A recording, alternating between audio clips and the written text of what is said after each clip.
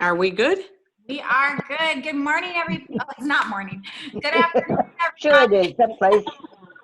We time traveled. Good afternoon.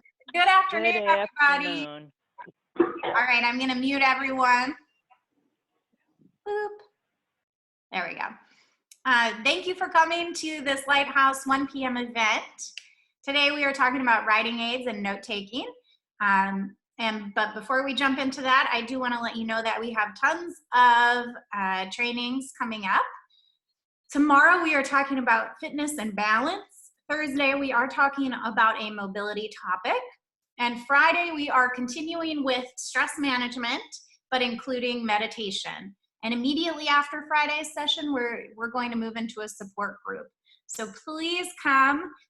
We love having you, and as much support as we can give you, your presence here is supporting us. So thank you for being here. I'm going to unmute our presenters. Where are you? Oh. Well, my name is Melissa, and I am one of the instructors up at the Lighthouse. I started as a client at the Lighthouse and moved into an instructor position. And for those of you who don't know me, I am legally blind. And so I am right there with all of you. And what we do with some of our sessions is, how I live my life every day. So that'll give you a little insight if I'm feeling around for something and can't quite find it. I'm doing the same systematic search that you probably do every morning. And I will turn this over to Terry to say hello and introduce herself. Hello, can you see me? Hi, I'm Terry. I'm a new instructor here at the Lighthouse. I just started when we started doing all these webinars, so this is all new for me as well. I'm going to try and help out here with the audio visual when Melissa needs to show something, but it's kind of a learning thing, so hopefully we'll get it right. Okay, we are going to try something a little different today, so we'll be going back and forth, and I have my son David helping me out with holding the phone for me. And what I have in front of me is a collapsible desk, and for those of you that have called in, it is like an 11 by 17 plastic board. It does have holes at either end that you could put your hand in and carry it like a tray. And at the very top is a clip like a clipboard would have. And at the very bottom is a little bit of a ledge. So if you wanted to balance a book or notebook or something, it would rest right up against this writing board. And it is angled so that it's got some legs that you just pop out in the back. And it's at about a 45-degree angle. And what this does is, as you lose vision and are probably trying to get a little closer to what you're writing, we tend to hunch over to get a little closer to our material. And by sitting at a table and having a stand-up board like this, it makes it a lot easier to be able to write and read and do things of that nature. Now, this particular one that I'm using is from American Publishing House for the Blind. I think it's a little pricey. It's $130. And I think that you can do just as well if you could find some kind of a pillow laptop type thing that you could use. Or I know Terry has a picture of a standard clipboard, if you want to throw that up on the screen, Terry.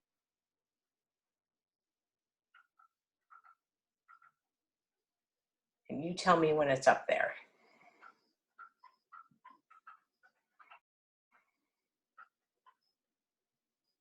Okay, so we can go back over to showing the stand here. And for those of you who could see it, Terry was showing just a standard clipboard, 8.5 by 11 with a clip at the top. You can get at the dollar store, general grocery store, Target, Office Max, wherever. So it's a lot less expensive. If you want to Google search for some other tabletop desks, feel free to do so. I think you can do a little bit better than, you know, plastic for $130, but this is really cool, I have to admit. What I'm going to do first is I'm going to take off my cover page I have clipped here. And I have some plain white unlined paper up here on the board. And what I want to talk about first is the tool that you're going to use to write. What happens when you are experiencing vision loss is you tend to lose the detail. And that would include the size of the pen that you're using. So if you choose a fine tip pen, it's going to be very difficult to see. A lot of people are unable to see color. Contrast is the best. Black and white, yellow and black, it gives you the most. So if you are experiencing vision loss and wondering why you can't read a note that someone wrote you in blue ink, that's why.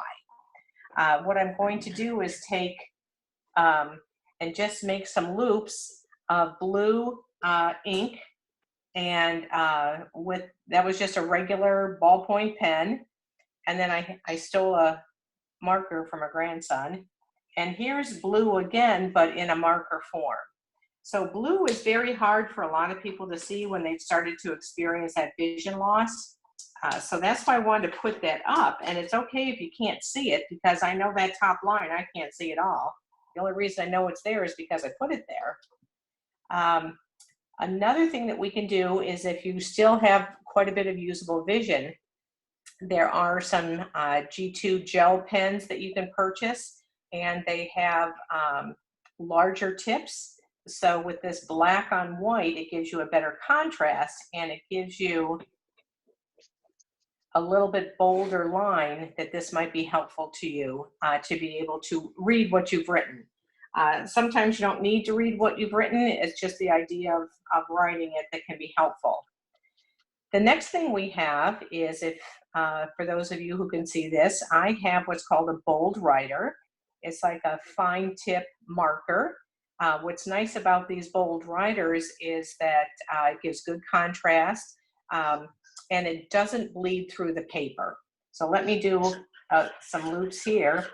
And for some of you, if you can see, there is quite a bit of difference between the lines above, with starting with a blue ballpoint pen and then going to a little bit of a bold writer. I do have a Sharpie, which can give you some good contrast, and it's got that marker tip on it as well. I don't use much with Sharpies because they tend to bleed through paper, and honestly, when you're writing and doing things, even with the bold writer, sometimes you hit your finger instead of the paper, and it's a lot harder to get off from your skin the Sharpies as opposed to the bold writers. And I have to say, I thought I would give this a try. I have a black Crayola marker for my grandson that, you know, if you are having trouble getting deliveries in right now, there is nothing wrong with borrowing a marker from your grandchild or someone in the house, and that can work just as well to get started on getting that nice contrast, the bolder line, and be able to do that. Now, I did a lot of loops on this paper, which was just to show the color. What tends to happen also with vision loss is you lose the ability to follow that detail of the curve. And that's why, as you're reading perhaps a note card that's come in or a check, you're not able to read that cursive handwriting. So a lot of what we do with cursive now is going to be by, you know, your brain muscle memory. If you need to sign a check or something of that nature. You tend to make a move now at this point to using bolder writing. And I mean print by writing. I'm going to move this out of the way. And I think I have it. or not. There we go. What I would like to do is give you a little example of, here we go. Give me 1 second. Sometimes as you're writing notes, taking notes, you'll have something like a little sticky note that someone will leave for you. And this is where becoming a self-advocate comes into play, because if someone leaves a little sticky note for me and says, "Hi, Maddie," I can't read that. It's too small. There's not enough contrast. It's just too small. So to emphasize this and get everyone turned into writing me bigger notes so that I might be able to read, I have a friend who got me, ta-da, the giant Post-it note. So for those of you that have called in, I have a giant Post-it note that is like a 10 by 10 square. It is huge. It's almost as big as my writing table here. And it's a Post-it note for big ideas. But the idea is to throw a little humor out there, that when you're communicating or someone's trying to leave you a note or you're trying to write a note back, sometimes you have to go with a bolder pen and you have to go with a bigger piece of paper, because that's just where we're at. So with that in mind, we'll take our big ideas to the next step. And I want to show you the beginning of what we're going to cover today. Now, we're going to need to MacGyver a few things with our writing guide as we go along to other aspects of this. But for those of you who can see, I have clips. It's an 8.5 by 11 plastic guide, and there are openings where each line of writing would be. So if you would feel this with your hand, it's almost like a ladder, and you're writing in between. I have, you could use just plain paper clips. I have clips at either corner holding this in place. So once I start writing, the paper isn't going to shift under the guide. So if we take a look at this side, this is larger, and it is a 3/4 inch opening. So it leaves you plenty of room for big bold letters. And I'm going to flip. And if this got a little darker for some people who can see this, this is also a writing guide that's on the back side. And these openings are about 1/2 inch. So it's the same idea where you can follow each line as you go through, but it's a little bit smaller. So it depends on where you're at with your vision loss, which kind of writing guide would be best for you. And that's something just to play with and see what works. So let's give this a try. I'm going back over to the largest one, and I'm clipping it on my writing board.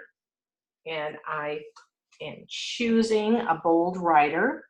And what I'm going to do is, in a sense, use maybe the edge of the first knuckle of my pinky finger, and I'm going to follow along. And there is a little bit of getting comfortable with this, because if you have letters that, for example, a Y or a P that come down, you have to accommodate and try to stay in the middle. So let's see if I can do once upon a time and a period. So what I've done here is I'm not doing all caps. I did start with a capital O, and I did, of course, the rest of the sentence is lowercase. Sometimes you will see things in all caps, and that's great, except that it doesn't give you any markers. The larger percent of people with visual impairment do a little bit better with the upper and lower case, because if you've got a chance of being able to use a magnifier or read this, having the T coming up, the P coming down, that those give you markers that will help you to decipher the word and the sentence that you're building. Because sometimes we're looking at a word and you may not read all of it, but you're catching the beginning of the word, and your brain is filling in some of what your eye and that little area that you can't see. So for example, let's do bread. We've got bread, and we've got markers at the front and the back. So that gives you the B and the D at either end, that can help you to figure out what you're saying and doing. It is tough if you lose your train of thought and have to go back and finish a word. Sometimes what you can do,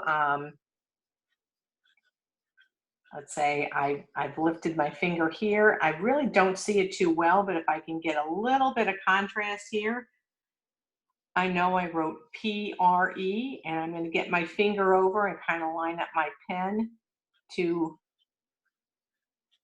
say prevent.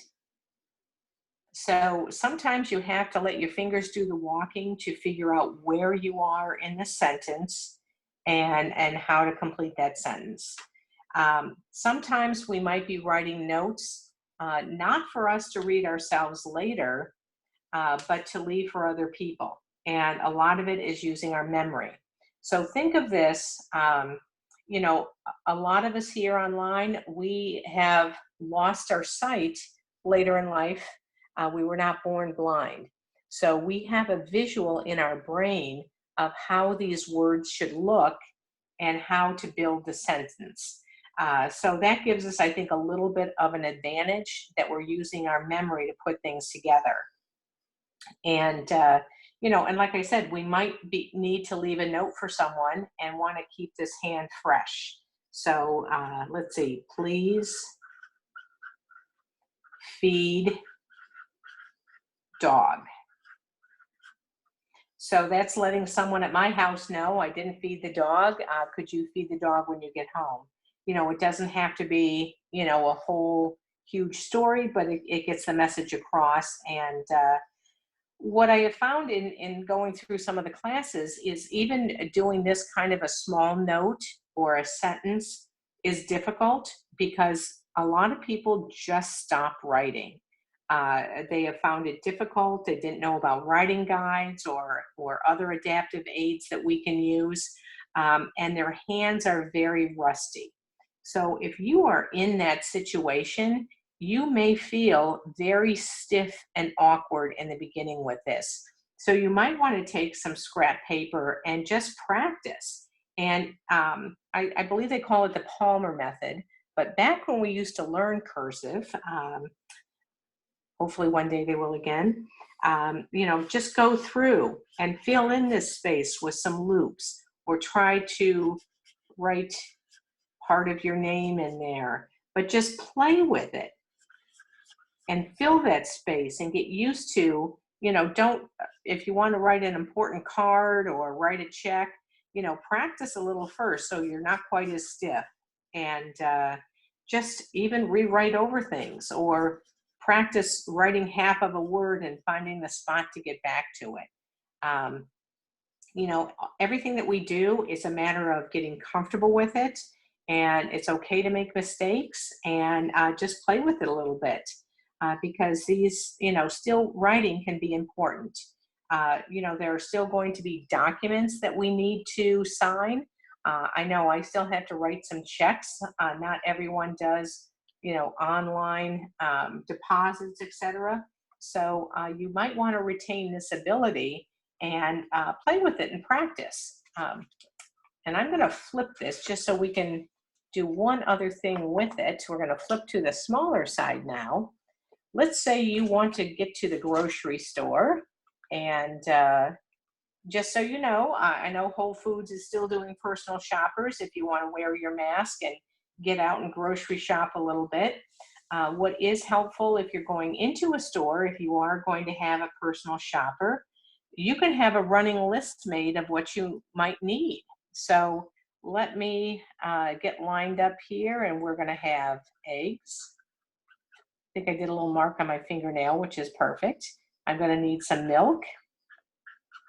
And unlike Julia, I'm going to get some more flour. They were out for 2 weeks at the store, and I had to get more flour. Do I want some butter? And so I've got a running list here. And yes, it's sometimes helpful to go aisle by aisle on what you need. If you're not familiar with the grocery store, you might not be able to do that. This might be a running list that you keep in your kitchen. And let's say I ran out of lettuce. So let's do that. Oh, I know. Ham was on sale after Easter. So I'm going to make some split pea soup. So I need some dried split peas. I have everything else I need. So this can start a running list of what you might need to add to what you already have. And just keep a running list. Or then when you take this and take it in with you, your shopper can read with you on what is there and what you might need.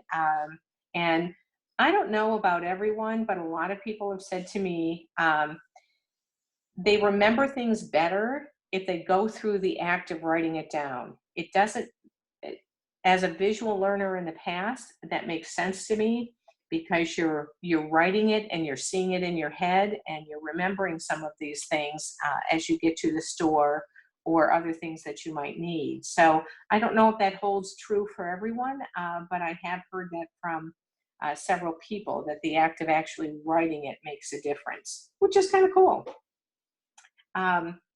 So what we also have, besides these writing guides that you can clip onto any kind of paper, we have some notepads that you can use as well.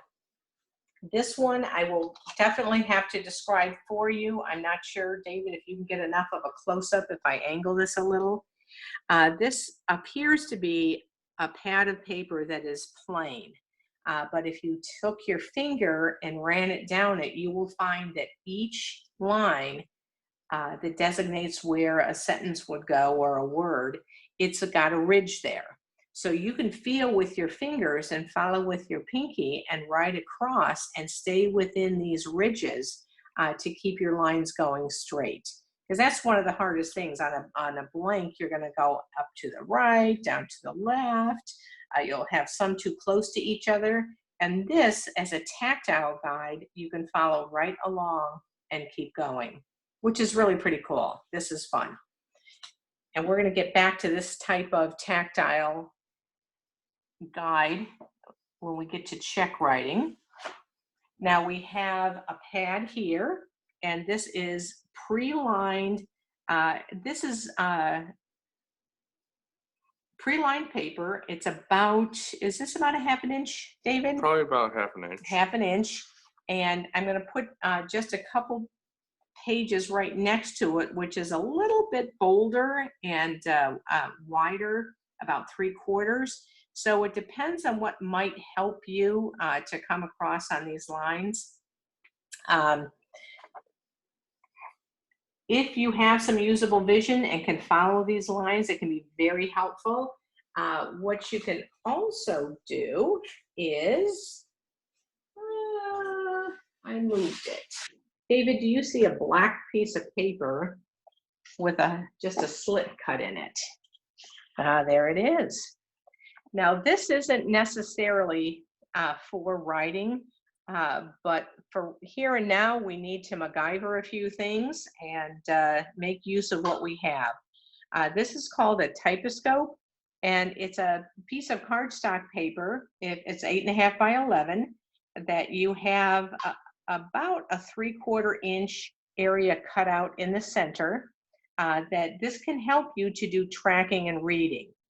But this could also, if you don't have a writing guide, you could either use this the way it is, open up and use this square, this rectangular line that's open to write inside of that. So let's see what marker I have available. And let's see if I can line this up and say, good morning, even though it's afternoon. Okay, what you could do, and that just takes you away from all the visual noise that's surrounding, what you could do is fold it back over, and it's going to give you a big long U shape that if you're more comfortable with getting this lined up and using this as your base, let's see, happy birthday. I don't go back and dot my I's anymore. Can't find them. So this might be a way that you could use something that you have some cardstock or construction paper. If you've been through one of the classes, you might have a typoscope already in your red folder. But this could definitely help you out if you need to create your own writing guide, or to help follow along with the writing guide that we have here. And I had gotten this, it's a Braille ruler, and it's a bright yellow color, but it can certainly help to line up underneath the line and keep me straight. And by having this upright writing table, I can hold with my left hand, write with my right, or if you're a lefty, do it the opposite way. That could be helpful. So whatever is going to help you get by that would be a good idea. And I want to pull one more writing tablet in front for everyone to see. This one is yellow with black lines, and it is the Boulder lines with a 3/4 inch. And the yellow is a good contrast with the black. And for some people, the glare reduction makes a big difference. So you can have this right here. Let's write the word glare. I think I got that. Reduced. Okay, so this might be an option that you would like to try instead, to use yellow and black. If that doesn't work for you, that's fine. That goes along with going back to reading it. If you, I'm feeling around here. Do we feel, David, the plastic yellow acetate sheet? Okay, we'll come back to it. Okay, not a biggie, we'll come back to it. So at any rate, these are some things that can help you with compiling a list, writing a note, etc.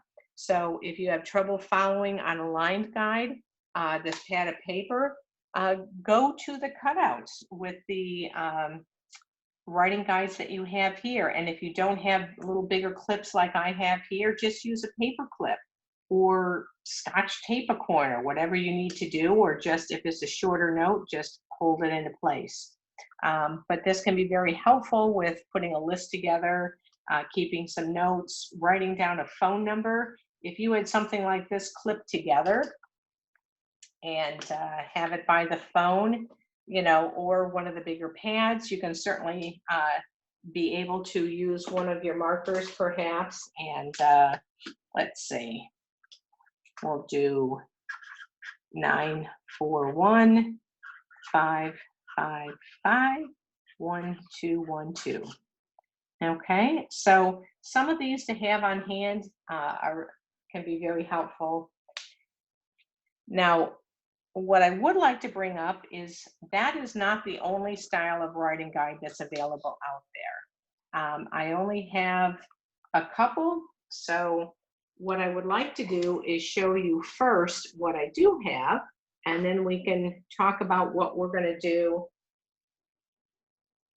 to kind of make do. Now, so I could find it, I put a ginormous clip here. For those of you who can see this, I have taken one of my checks and cut off the banking information, which, trust me, wouldn't be that great of a score anyway. But what I would like you to see with this is that this is a larger size check. This is really going to be what they would have called a business size check as opposed to a personal check. And you can get these through your bank. Mine happens to be Fifth Third. And if we could be here together, you could feel the words are raised. The line across, pay to the order of. I can feel date up here and the line across here. We have a line here. This would be the written amount for your money. And then if I feel here, I can feel the signature line. So you can tactily, you know, using your memory as well and where things are located and how you should write a check, be able to write a check. There is a little raised portion here for a memo. So this can help you in getting a check written and keep your independence, that you don't need someone to write a check for you, that you could navigate this on your own. What I'd like to show you is if you don't have that and you have a smaller check, we do have larger check writing guides. I just didn't happen to have one. But what we do have is, oh boy, this is going to be, is this tough to see for everybody? We have a personal check, not business, that you can see is a little bit smaller. There is nothing raised here at all. So it would be hard to figure out where you would put the date, paid to the order of, etc. Except we have some very nice check writing guides. If I can line up my corners here. Oopsies, this is trying to curl a little on me. Where's my clip? How am I looking here, David? Good. Good? Okay. So I'm going to take my clip and clip it in the upper corner. That this is an open space, just like the writing guide, that is cut into the plastic that the date would go. A very skinny line here, paid to the order of. And if you feel right below a small opening to come across, the written amount of what your check would be. The thing is, you have to know to stop at a certain point so you can get the dollar amount in. And then you've got your signature down here. So if I can find this pen, let's put it here, and I'm gonna sign this. Maybe I'll get my stimulus check one day and I'll sign this Donald Trump. And I'm going to put the date up here for 21/20/20. And I had to go pretty squishy there because this is a lot smaller. And I do tend to write a lot bigger now. Pay to the order of, found my pen mark there, Mickey Mouse. And this is where remembering some of that cursive comes in handy too. 1,000 and 200. So we'll go over to the end here and we'll do our 1,200. I ran out of room. That's not the best example. But I'm going to unclip this. Not the greatest, but it's cashable. Stimulus check right here. Probably not valid anywhere ever, but anyway, again, comes with practice. I'm a little more used to using the larger check and being able to do that. Now, if we could cut to Terry for a moment, if you could go through, and I'm not sure what the visibility is here, that people could see a check writing guide on there. And the last thing I'd like you to put up is the envelope guide that we wrote this check. We could actually send something. Check guide is up. Okay. So that's basically what I'm talking about. A lot of them do not have a line for the memo. And that looks like the envelope guide. This is the envelope. Yes, and they come in different sizes, and some of them have,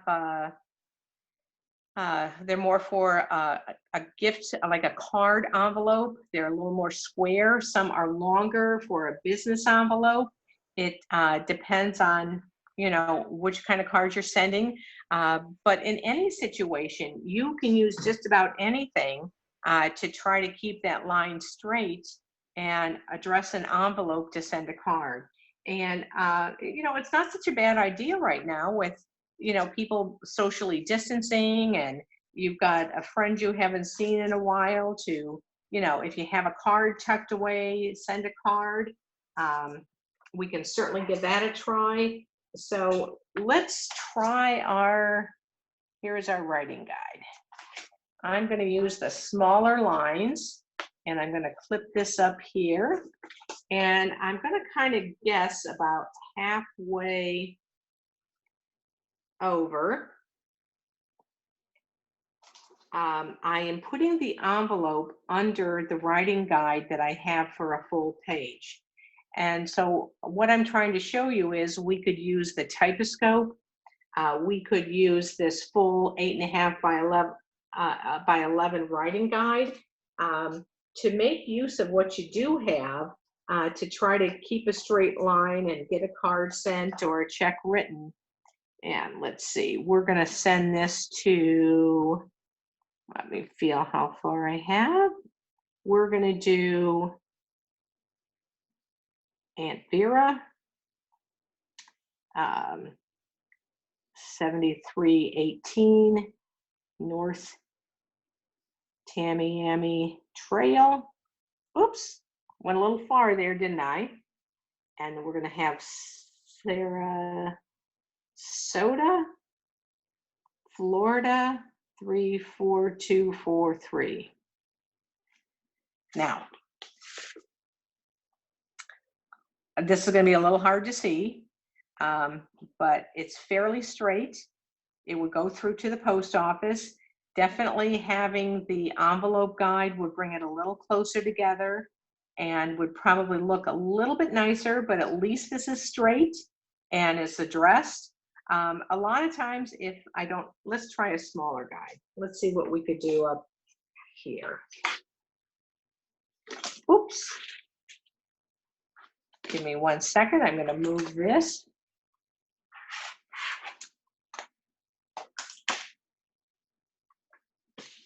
And let's try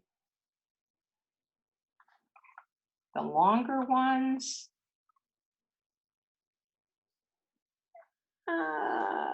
There we go. Trying to figure out how to clip this on. We'll clip it this way.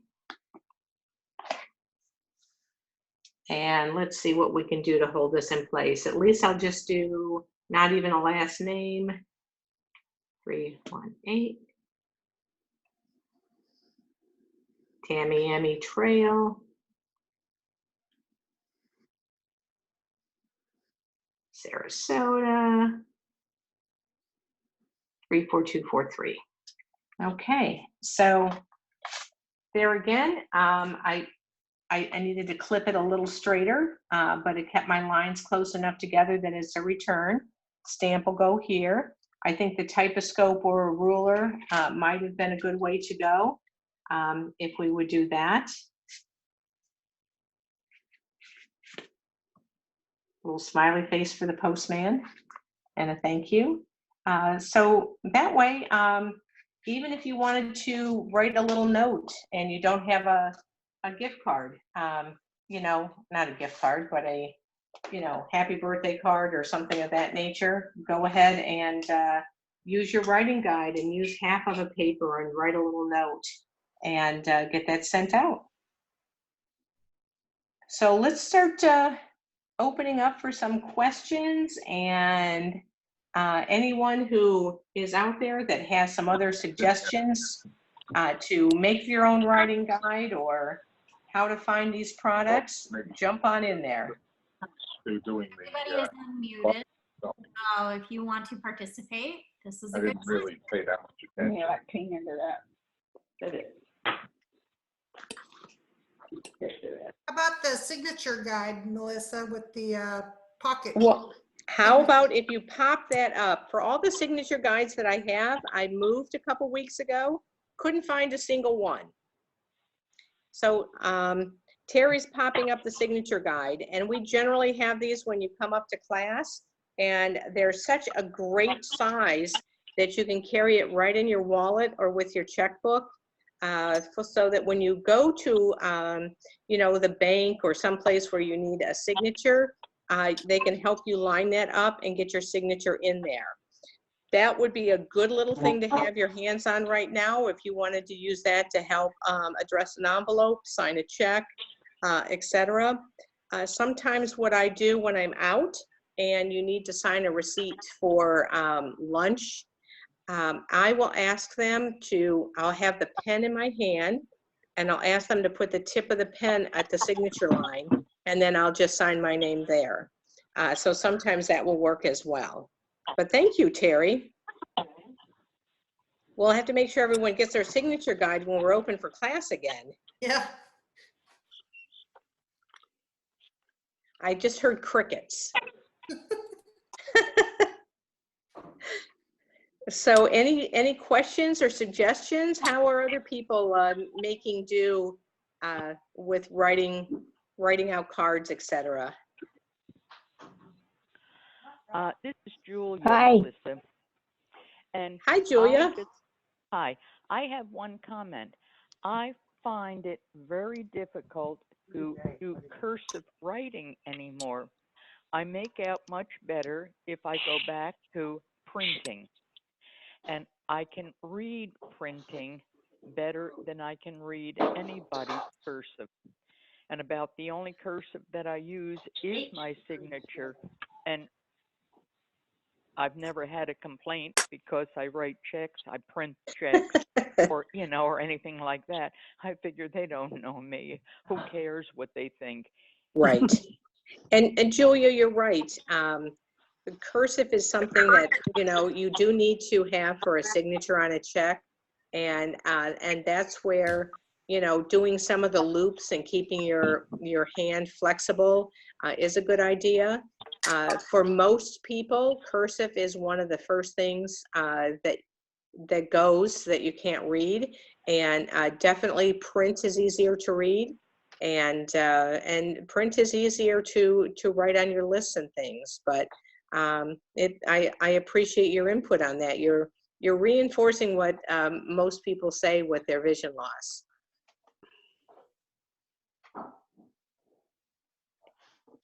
Anyone else agree with Julia or have some other insight? This is Kathy, and I agree with Julia. If All I want right. someone else to read it, I better print because I can't even read my own writing anymore. So printing is the way to go. Okay, and do you find a black pen is better than a blue pen? Yes, I live by my bold writer. So if I want to read it again, I've got to do it in black and white. Okay. Is there anyone out there that finds the yellow paper easier to write on and read, or do most people go with the white and black for contrast? White and black. White and black, okay. But the funny part of it is, like the numbers on the microwave or on the washing machine and different things where the dial is black and has white on, that is extremely difficult for me to read. But with white background, with black writing, I can, with magnifiers and things, can almost read them. Wow, But, okay. So the black and white works good, but it's got to be the white background with the black on it. Okay. For And me, anyway. for some people to be able to read some things on a computer, they will go with a negative image where it's a black background with white letters because there's less glare. So I guess it depends on the device that you're using or appliance, but that's interesting. And it goes to show there are so many different aspects to vision loss, and everybody is unique on what works and doesn't work. So I just think it's nice to be able to share and find out what's working for others and give it a try as well.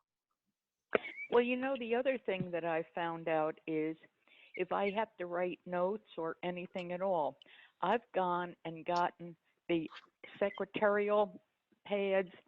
They're like a 5x9, I guess, and they usually have the wire across the top or down the one side.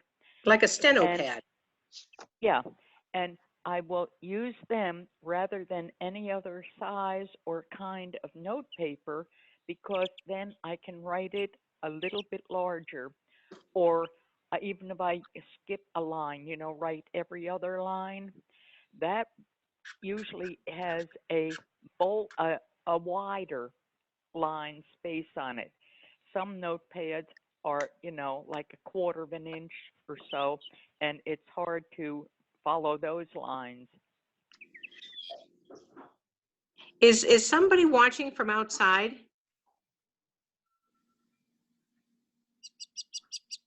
Yeah, I hear a sweet bird. Oh, the birds are singing in my yard. I have my window open. Perfect. I like those birds. Tell them welcome. I will do that.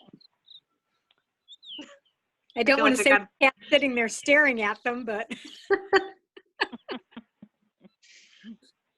But yeah, I found the steno books are good too. I think it's the college ruled that's the narrower. If you Yeah. can read it on the cover, and then the wide ruled is the wider spaces.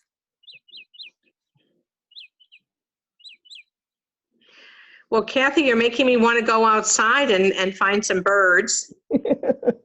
I can shut the window if you'd like. No, it's a good thing. I'm just saying it sounds great. It's nice to hear the songbirds. Yeah. I think we all need some songbirds right now. So Do they any other all have questions or masks on? pardon me?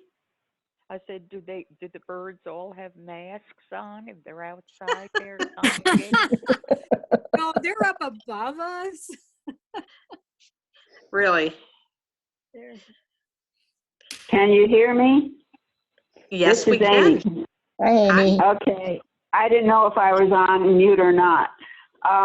I enjoy that the negative on the magnifier, the black with the white writing. That is easier for me to read. Okay. And I have a problem fitting in the address. Getting everything in the address is like the zip. It's hard to fit the zip in. I write too big. Well, and that's the thing is we start writing bigger with our vision loss, but we still have the same amount of space. So that is Yeah. always a trick. So, Sometimes I And can. and I have a scoot- problem, when I print, I have a problem getting the letters right next to each other, whereas when I do cursive, I can get the letter better because you keep rolling into it. Mhm. But when you print, you stop and then you have to start again, you know, and sometimes I have a big space between some letters and not That's true. others. Okay, like a big pause. Yeah, can- you have to sort of practice, which what I was doing while you were talking. I was trying to practice and I saw different things. Honestly, and when we have been in class, people have said that they haven't written something in a year, and to even hold a pen and get your hand loosened up on that paper, practice does help with anything that you do. You become more confident, more consistent, and we've got plenty of time to doodle right now. Well, I'll say one thing. I'm worked in nursing in the hospital, and when doctors would come in and write orders or sign something, I mean, you absolutely needed a Chinese translator in order to be able to what some of them wrote. Now, if you aren't quite satisfied with the way that your writing or printing or anything looks, just write MD after your name. You'll be totally forgiven by the whole population. You do make a good point. I have another idea as well, is if you're running out of space because you write too big, you can always put your return address on the back, or you can also use those little stickers you get free in the mail for your return address, and then you have the whole front to write, really. I agree with you. That's a good idea. I use those little address stickers for everything, even on the chances for the Council of the Blind, raffle, or when you go anywhere, if they want to name an address or something. I put them on a lot of things because I figured people can read that better, and if they don't like it, well, tough. Mhm. That's a good idea, Julia. One thing nowadays, the kids in school don't learn cursive. They don't. That's sad. They can't even read birthday cards that are written in cursive. They're trying to figure out what it says, and they only know printing. Well, I think maybe we'll add that to the homeschooling program. Well, yeah, they sort of need that. They need us probably to teach them, Mhm. Right. and then that would be good practice learning, relearning to write properly, teaching I your agree. grandkids. I agree. That's a good idea. That's weird. I never understood why they quit handwriting in school. I think a lot of it is because of the technology and everybody's emailing and typing, and they're teaching them typing earlier before they're even teaching them to write cursive. So I Uh, think it's just, the sign of the times. Terry, I hate to break it to you, but it's called keyboarding now. All right. Showing my age. Thank you. Yeah, but then they still can't sign a check I or sign a know. document. No, I they agree. They're can't. going to print. Well, Maddie, I'm not Very sure what interesting. our time frame is. Do we have a last question or comment before we wrap it up?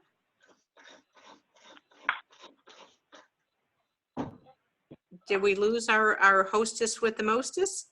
No, I'm here. I'm just waiting to see if anybody else has any more questions or. Okay. Well, we do want to remind you that tomorrow, come on a little early for some trivia. I think we'll do a little Lighthouse with a lot of Disney trivia, so brush up. Ooh. Well, thank you everybody for being here today. I hope you learned something new. If you are here, or rather, if you made it this far, hopefully we hear from you tomorrow at 1 p.m., 12:30 if you want to come on early for trivia. Thank you, Melissa, and thank you, Terry, for your time you put into Thank you. Thank you, everyone. Thank you. All right.